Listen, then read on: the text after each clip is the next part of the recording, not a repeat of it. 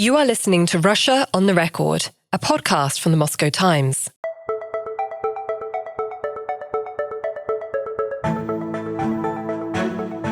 The end of March will mark 1 year since the Wall Street Journal reporter Evan Gershkovich was detained while working in Russia. Before we hear from one of his close friends, journalist Pjotr Sauer, let's look back at the news from Russia this week. Vladimir Putin unsurprisingly won this year's presidential race, with election officials saying he took home over 87% of the vote. Turnout was said to be 74%. Several election observers who spoke to the Moscow Times described infractions of varying severity at the polling stations where they worked. One observer in Moscow said election authorities incorrectly reported the final results, increasing Putin's share of the vote. Another said they were unable to monitor how the ballots were counted, and an observer in St. Petersburg said she believed that ballot papers that were locked in a safe overnight had been tampered with. Experts warned that the extended voting period, which took place over 3 days, would make it easier for such fraud to take place. Putin celebrated his victory at a concert in Red Square to mark 10 years since Russia annexed the Ukrainian peninsula of Crimea. Russian officials accused the International Olympic Committee of neo-Nazism for barring Russian athletes from the opening ceremony of the Paris Olympics in July. The criticism came the day after the IOC criticized Russia's plans to host a rival friendship games for its athletes, saying Moscow was politicizing sport. Putin has vowed to restore stability to Russia's border with Ukraine after more civilians were killed by Ukrainian strikes on the Belgorod region. Ukraine stepped up attacks in the run-up to the presidential election. Since last week, over 20 people have been killed, prompting around 9,000 children to be evacuated from the region. Over 200 workers from the emergency services have been sent to rescue 13 miners from the Far East Amur region, who were trapped underground after a rockfall on Monday.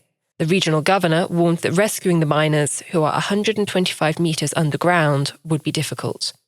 And Russian authorities have arrested 2 employees of a gay bar in the city of Orenburg on extremism charges. The art director and bar manager, who are accused of organising and filming a drag performance, face up to 10 years in prison if convicted. Though several Russians have already received misdemeanor fines under the LGBTQ+ extremism law, this is the first time a criminal case has been opened.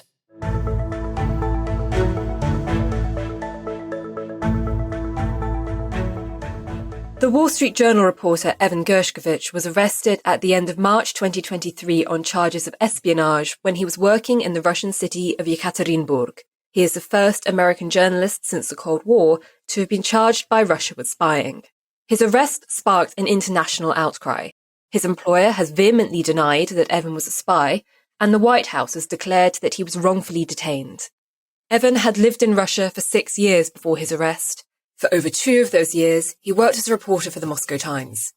We know that he was not working as a spy, he was doing his job as a journalist. Russia has not provided any evidence to the contrary. For the past 12 months, Evan has been held in Lerfortovo prison in Moscow awaiting trial, which has repeatedly been pushed back by the court. If convicted, he could spend 20 years behind bars. We spoke with his friend Pjotr Sauer, who met Evan while working at the Moscow Times and now reports on Russia for The Guardian, about what could lie ahead for Evan's case.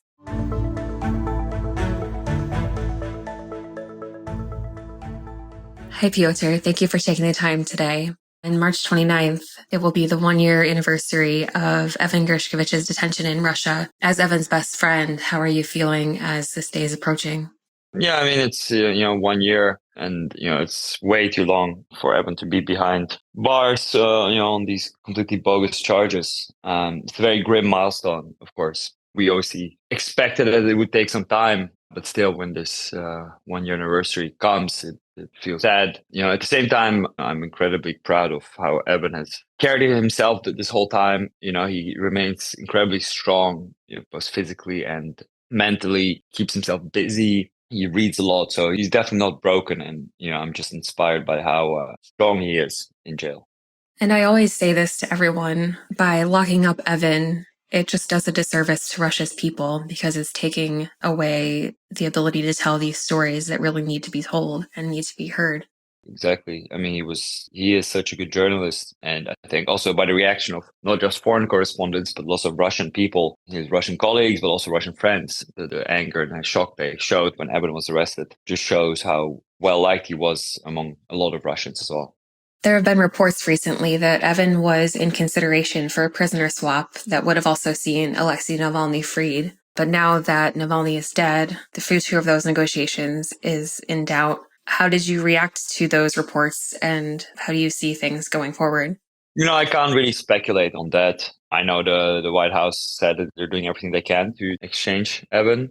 I mean, the death of Navalny was probably hard for Evan to read in jail, just knowing someone died in jail in a Russian jail, someone who he has covered and whose story he has covered a lot.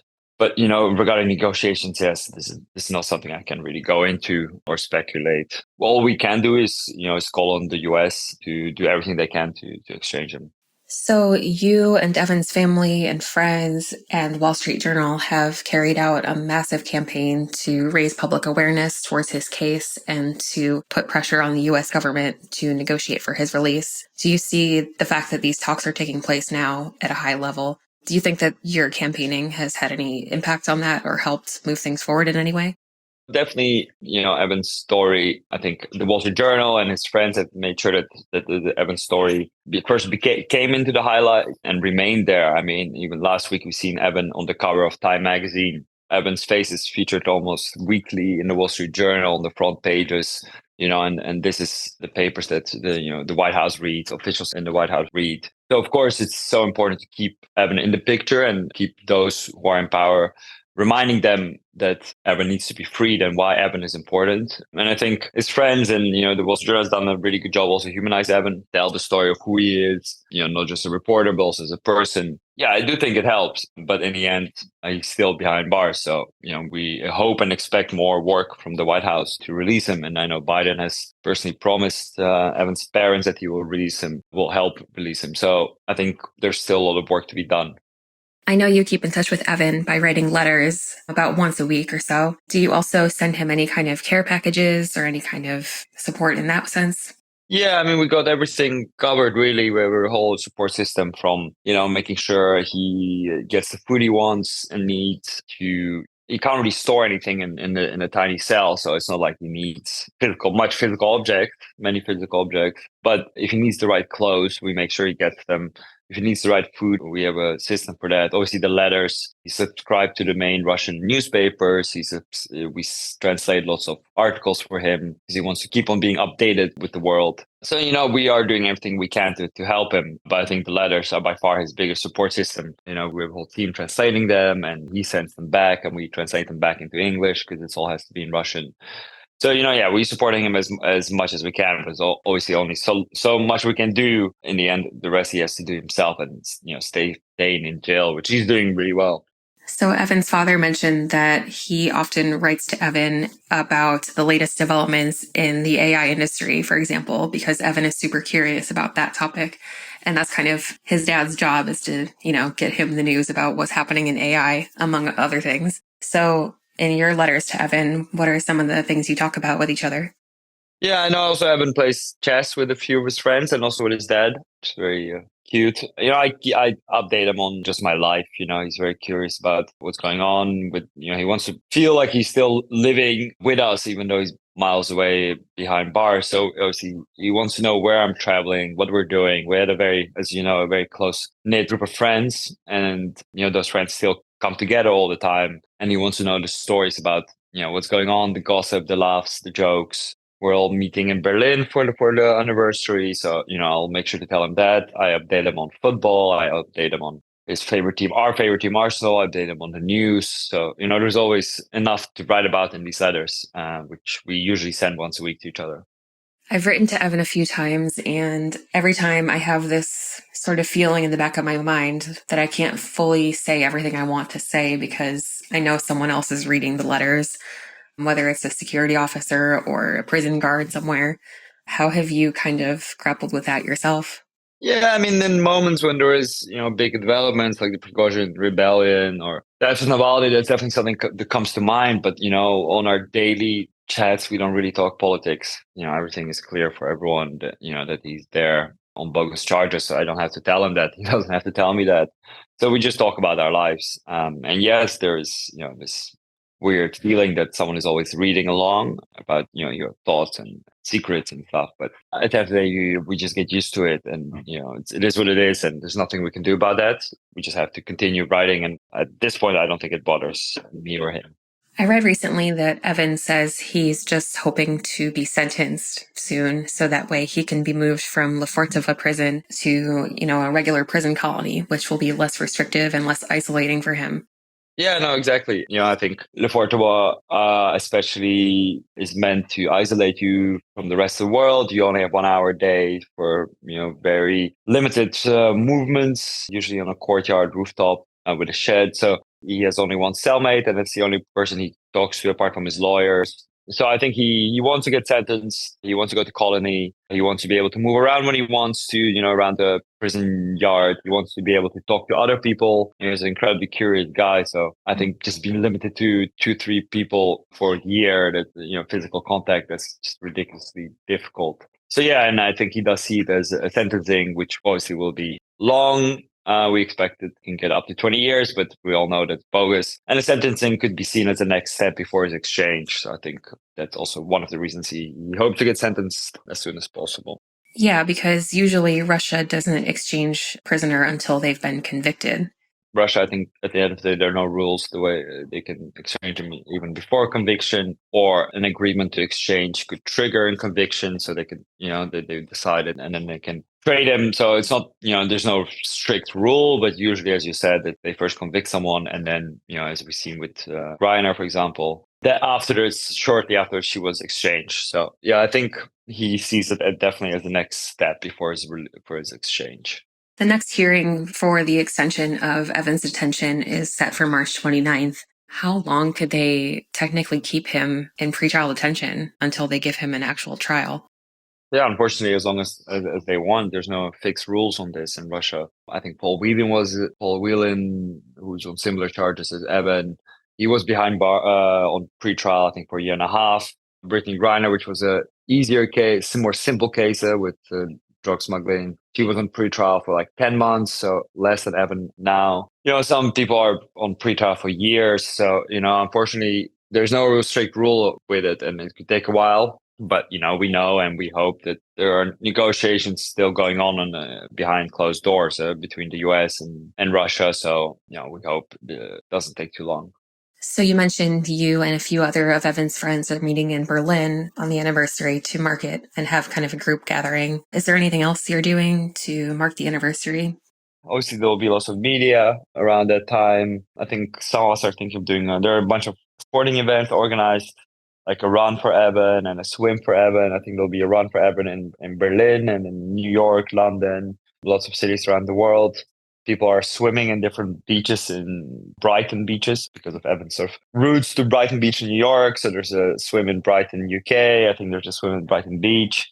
I think there might be a picket in Berlin as well. I think it's currently discussed in front of the Russian embassy. So yeah, I think that there'll be lots of things going on.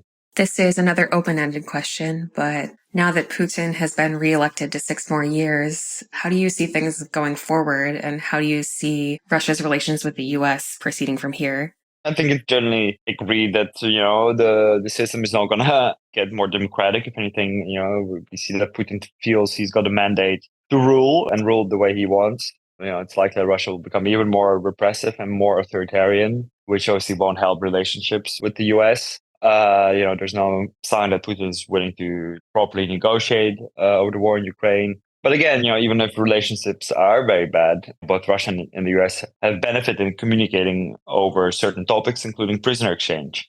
We know that Russia really wants to have certain individuals back who are currently in jail in the West. And the US, of course, wants to free Evan and Paul Whelan, and also hopefully Alsu, the Russian-American journalist from the Radio Free Europe. So, I don't think bad relationship necessarily will hinder any exchange talks. I think both countries are pragmatic enough to discuss these talks. So to answer your question, yeah, clearly things, I think, will become more repressive, but that shouldn't hinder Evan's release.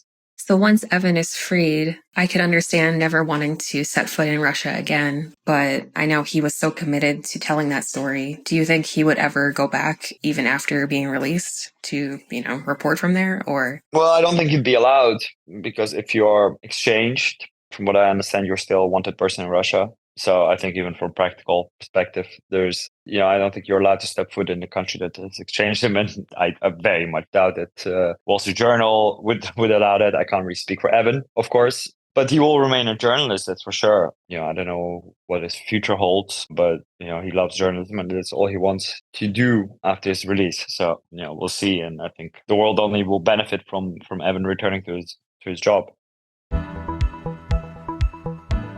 That's all for this episode. Thank you for joining us on Russia on the Record.